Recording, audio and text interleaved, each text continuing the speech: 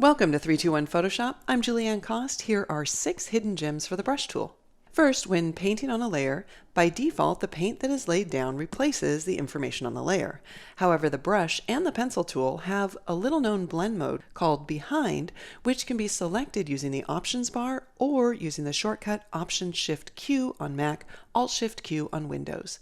With this blend mode selected, new paint will only be added in the transparent areas of the layer. 2. If, on the other hand, you want to protect the transparent areas of a layer when painting, set the blend mode back to normal and click the transparency lock icon in the Layers panel. Now, paint will only be applied where there's already paint on the layer and the transparent areas are protected. 3. To toggle between painting and erasing without changing tools and while keeping the current brush attributes, hold the tilde key.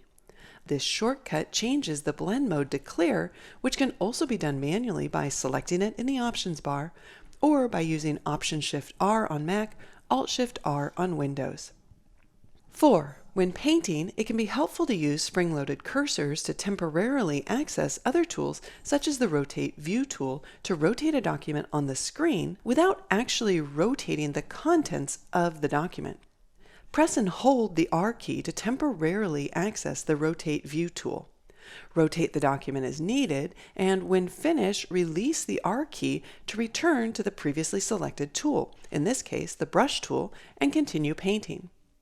Tap Escape to remove the rotation. 5. Several painting features can be assigned keyboard shortcuts by selecting Edit, Keyboard Shortcuts. Select Shortcuts for Tools, scroll down to the bottom of the list, and assign shortcuts to features such as displaying the foreground and background color picker, sharpening erodible tips, and more. And finally, 6. If you ever need to reset the brush or any tool to its default settings, right-click or Control-click on Mac the Tool Preset Picker icon and choose between Reset Tool and Reset All Tools. I'm Julieanne Kost. Thanks for watching.